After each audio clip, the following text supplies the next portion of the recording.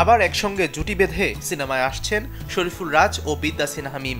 এই দুজনকে পর্দায় দেখা যাবে দানব সিনেমায়। অনন্য মামুন পরিচালিত সিনেমাটি চলতি মাসের মাঝামাঝি থেকে শুটিং শুরু হবে। মাফিয়া জগৎ আর কালো টাকার দাপট নিয়ে বানানো রায়হান রাফির ওয়েব সিরিজ ব্ল্যাক মানি এসেছে বঙ্গতে। সিরিজটিতে প্রধান চরিত্রে অভিনয় করেছেন পূজা চেরি। আরেকটি প্রধান চরিত্র গ্যাংস্টারের ভূমিকায় অভিনয় করেছেন নায়ক রোবেল।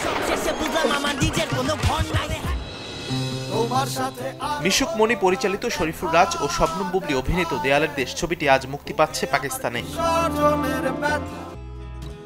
দুই তরুণ র্যাপার কণ্ঠযোদ্ধা হান্নান হোসেন শিমুল এবং মোহাম্মদ সিজান এবার ঠাঁই করে নিয়েছেন পাঠ্য বইয়েও। সপ্তম শ্রেণীর পাঠ্য বইতে বলা হয়েছে, আপনি কি সেজানের কথা ক গানটি শুনেছেন? আগের প্রজন্মের শিল্পীরা গানকে প্রতিবাদের ভাষা হিসেবে ব্যবহার করতে ভয় পেলেও সেজান ও হান্নানের মতো শিল্পীরা সে সাহস দেখিয়েছেন। নিশ্চিন্তে খান স্বাস্থ্যকর অল টাইম পান। All time healthy life.